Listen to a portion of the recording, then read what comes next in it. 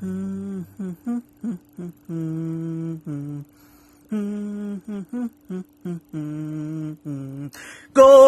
Anthony Joshua, go Anthony Joshua, go Anthony Joshua, go Anthony Joshua.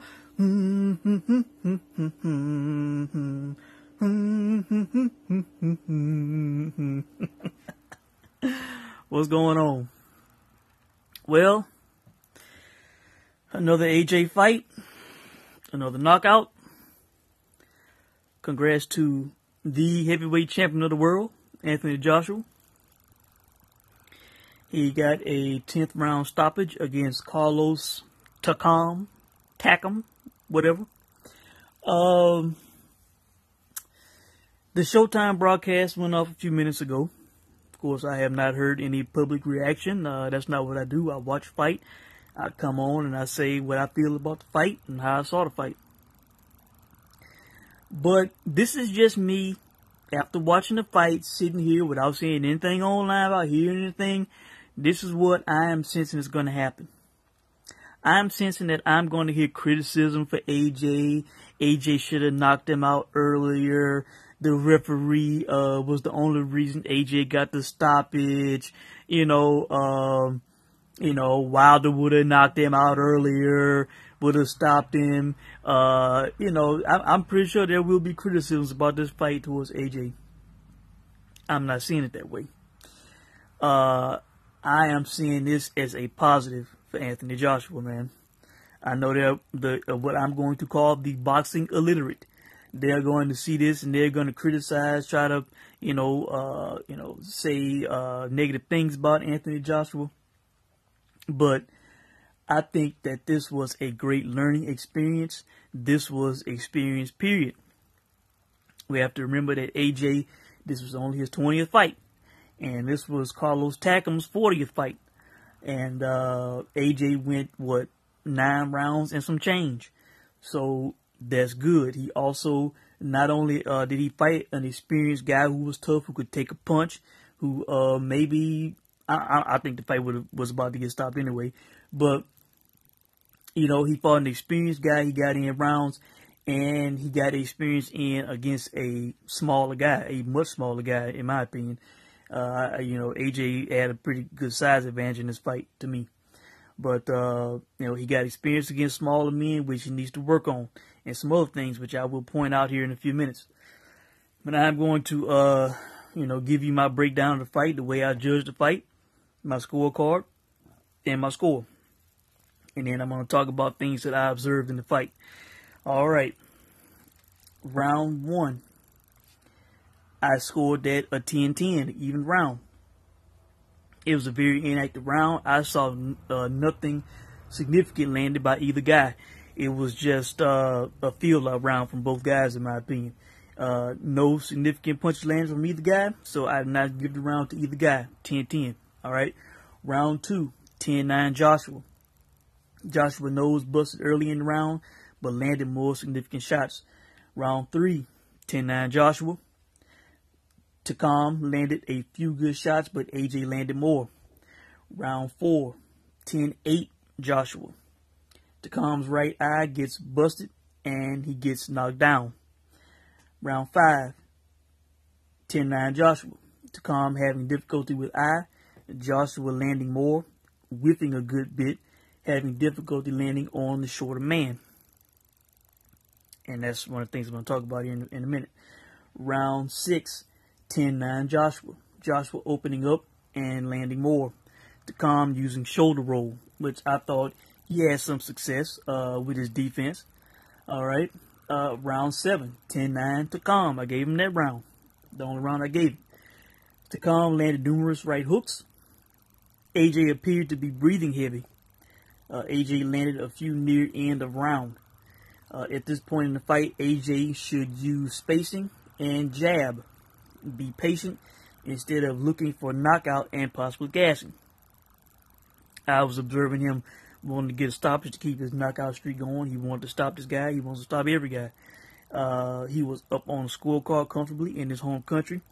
Instead of chasing this guy and throwing bombs, I thought he should have backed up a little bit, took his time, used his jab, just win the round. Just box beautifully. Don't look for a knockout. Let it come. All right. Round 8, 10-9 Joshua. Takam did nothing significant, becoming a punching bag. Keep that in mind. And that's the way. That's what I said in the 8th round. He did nothing significant, becoming a punching bag. All right. Round 9, I actually scored at a 10-10. Both men landed good shots in the round. So while AJ was doing great, I gave Takam some credit for doing the work that he did in the round. All right. And end of the fight. This is what I have. Ref stops fight in 10th. Takam and commentators complain. Crowd booed a little. Public may complain. I won't kill the ref on the stoppage. Takam was down on the cards big and was beginning to take the most damage he took in the fight. I commend the ref on that stoppage, man. I might be in the minority, but I commend the ref on that stoppage. I know I did not have any money on this fight. I did not place any wager on under, over, stoppage, nothing like that. Even on the money line, nothing. Did not play this fight. Just watch the fight and enjoy it as a fan. Takam was down on the scorecard. The only way he would have won the fight was by knockout. And like I said, in the 8th round, he did nothing significant. He was becoming a punching bag. And in the 10th round, he was a punching bag. He was taking the most shots he took throughout the fight. AJ was landing the most flush shots in the fight, landing combos. Takam was not really throwing back. Yes, he was moving his head a little bit. But, the guy had cuts over both eyes. He was down on the scorecards. He was not going to win that fight unless he landed a knockout punch. And he was getting beat on at that point in the fight. So I commend the ref on that stoppage. Why let this guy continue to take a beating? Let him live to fight another day. So, I commend the ref on that stoppage. I might be in the minority, but that's the way I feel about it, and Takam has nothing to be ashamed of. He was a last-minute replacement. He went into the 10th with AJ. AJ did very good to say that he fought, a highly ranked guy, last-minute replacement instead of canceling the fight, letting down 75,000. The man, they got a guy, got in there and had the fight, and AJ defended his title. All right. And as I said, the public may criticize AJ. This was great experience for Anthony Joshua. He boxed for 9 rounds some change, as I said, against a guy in his 40th fight, while AJ was only in his 20th fight. He needs to work on smaller guys. He needs to spar smaller guys, and this was great experience. Great actual real fight experience against a highly ranked, experienced smaller guy. Joseph Parker is a smaller guy. From the way he fought Huey Fury, he would be more aggressive. He would close the gap on AJ. He will not be like Takam, I don't believe, stand on the outside too long. Just staying outside too long. He would be pressing forward on AJ, put AJ up against the ropes like he did Fury. At least he will try to. And this was a great experience against a smaller guy. If AJ is smart, I would be sending this video to AJ. He needs to, like I said, spar smaller guys. Get used to shortening up those punches. He was throwing long punches. He has those long, heavy arms, and he was missing. It was hard to find a small target. As I have in my notes here, Parker would and could give him fits, with the pressure, man. I also have my notes that Tyson and Holyfield would have been a nightmare in their primes. Prime Tyson, prime Holyfield, if they would have fought this Anthony Joshua, and Joshua probably would not have retained his title. A 19, 20-year-old Mike Tyson, who could close the distance in at the snap of your fingers, and throw heavy, thunder and bombs, catching you off guard, man.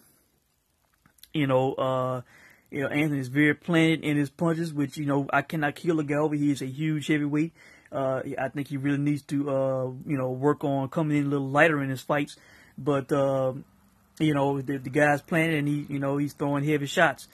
Even when he's not necessarily trying to throw power shots, it's just, that's just his body makeup. We cannot expect him to punch like a lightweight, like Terrence Crawford or some shit. All right. So, Those smaller guys would have been a nightmare, but this was a great experience. It was good that he fought a guy like Carlos Takam, a tough guy, smaller guy, experienced guy, who he went into the 10th round with. All right. I also have that he needs to be the leader in the fight again. The first couple of times I saw Anthony Joshua fight, he's the leader in the fight. I think he is at his best when he stays in the center of the ring, when he is not, on the back foot heavy like he was against Klitschko, or if he is chasing the guy around constantly like he was with Takam early in this fight.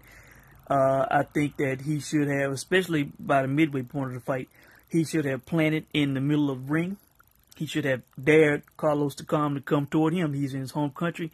He could have taunted Takam. He could have motioned for him to come forward with his glove, back up, make some taunting gestures. I know it's really not his personality, but it would make the crowd go wild, and it would tempt the guy to come forward.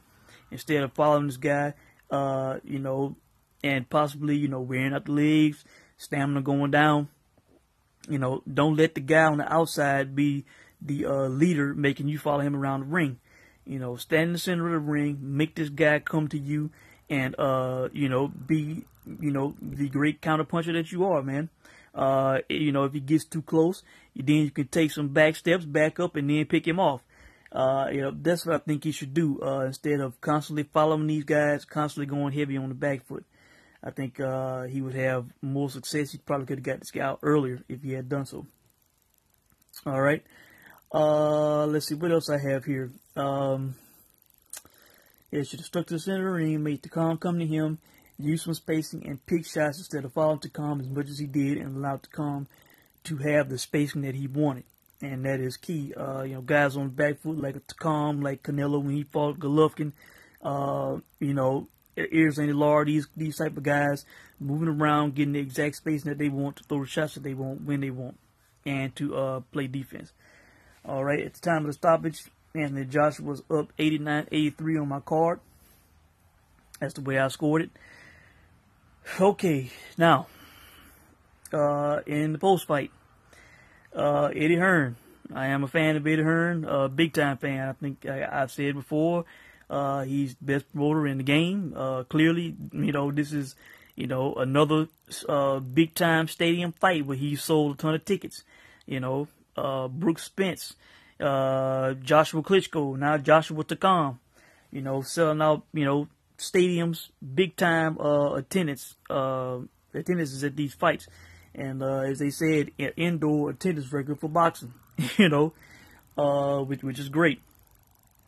But even though I love Eddie, I gotta criticize him, man. If a guy says something that's suspect, I gotta call him out on it.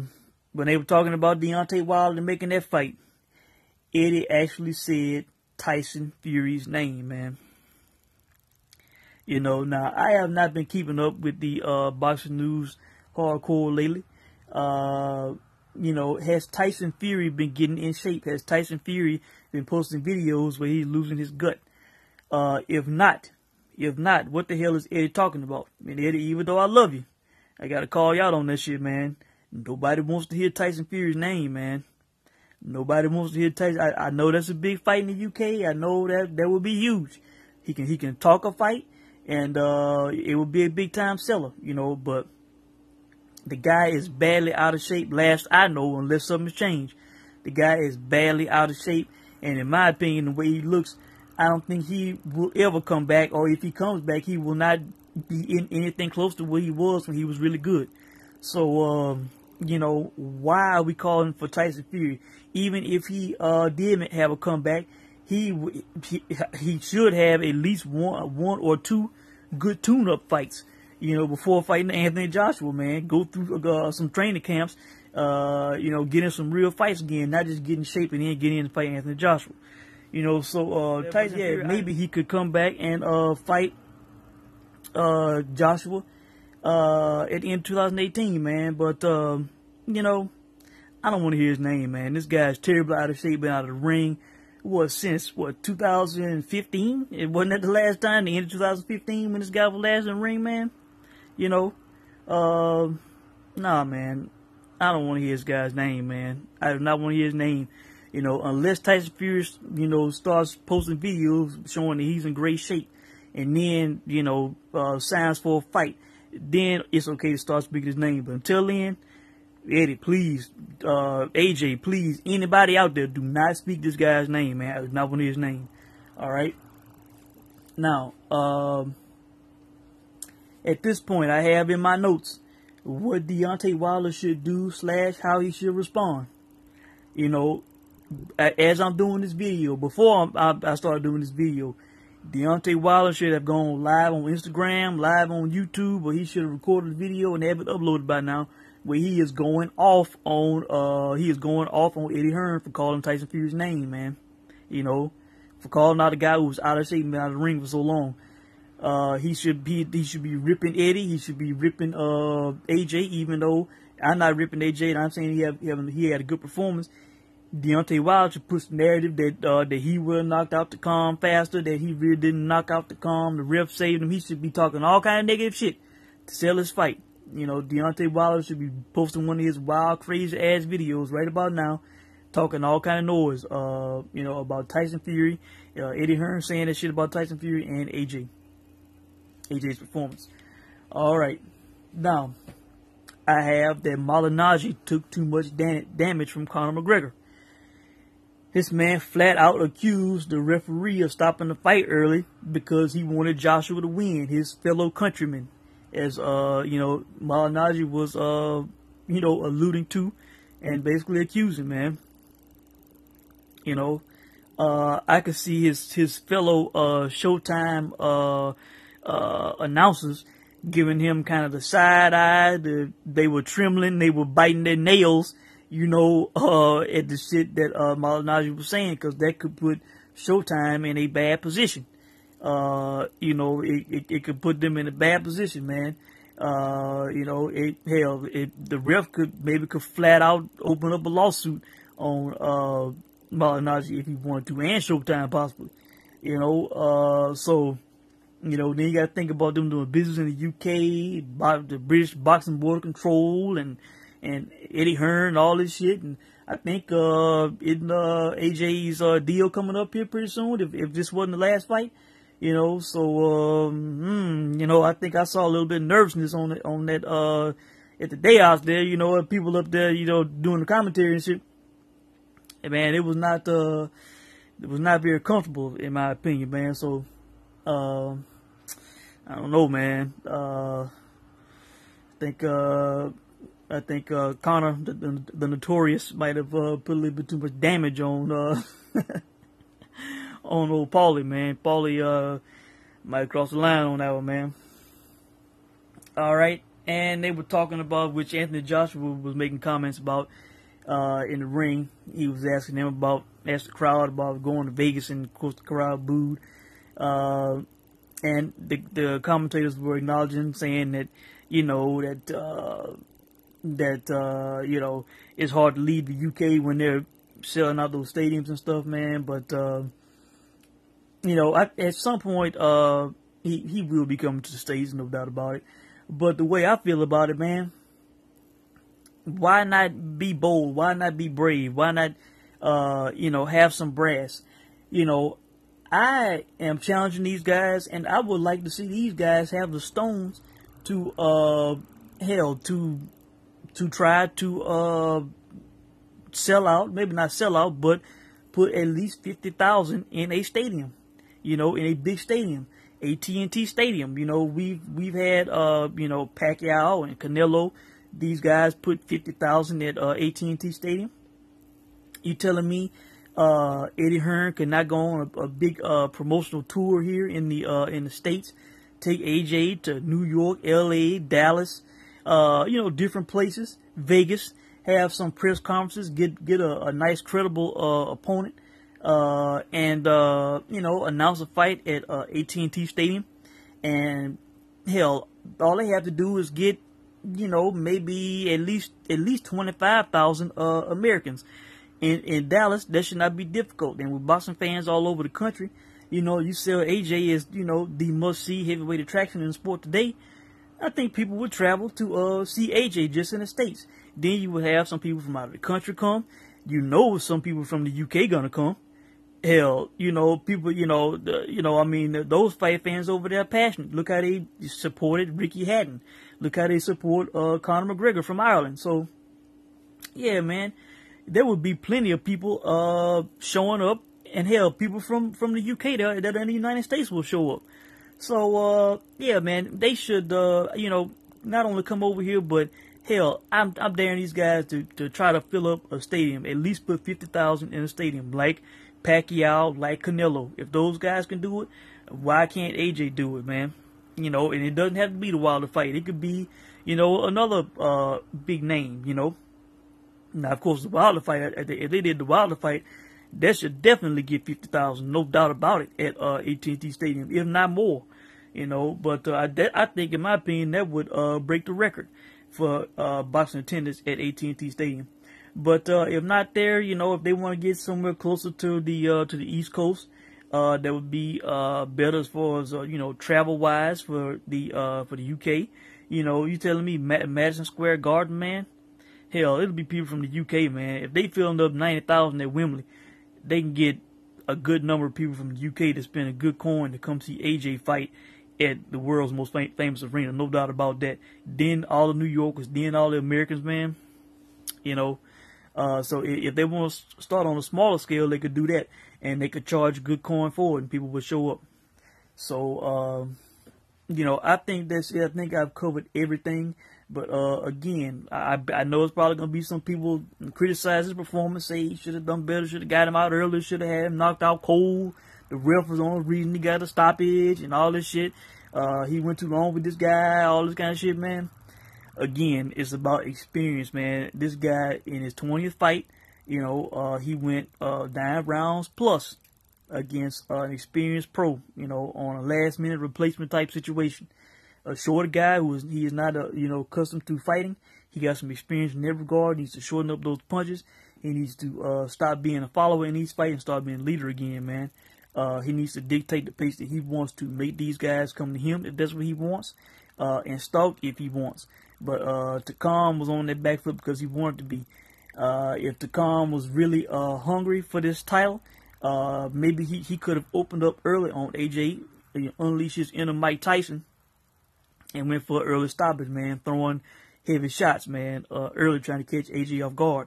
I can understand not wanting to gas himself out doing it, but, it could have been a tactic. And like I said, man, if a prime Holyfield, a prime Tyson, 19, 20-year-old Tyson, Holyfield from when he beat Buster Douglas up until the second Tyson fight, somewhere in that range. If that Holyfield or that Tyson would have fought AJ tonight, man, whew, I don't think AJ would have left the ring with his title, man. So again, experience, guys, and he can work on this in sparring. And this is great for when he fights, if he fights a Joseph Parker, because Parker will come forward more. If he fights the way he fought Huey Fury, he will be coming forward a lot more. And, this is a good experience for AJ to prepare for a smaller guy, man. So, that's it, man. No criticism to AJ, no criticism to the ref. Hell, I'm criticizing the boy Eddie, man. Eddie, don't say Tyson Fury's name no more, man. I'm not trying to hear that shit. I love you, but I ain't trying to hear that shit, man. I'm not trying to hear Tyson Fury's name, man. Not unless Tyson Fury is posting videos showing that his ass is working out hardcore and that belly's going down, and then he signs up for a fight, actual signs on the dotted line for a fight after getting in shape. Then, we can start talking his name. But until then, cut it on that, man. Let's talk Deontay Wilder. Let's talk Joseph Parker. Let's talk these kind of guys, man. But not Tyson Fury. So that's it. Let me know what you guys think. I hope you enjoyed the fight, and I will check in with you guys soon, man. Thanks for watching.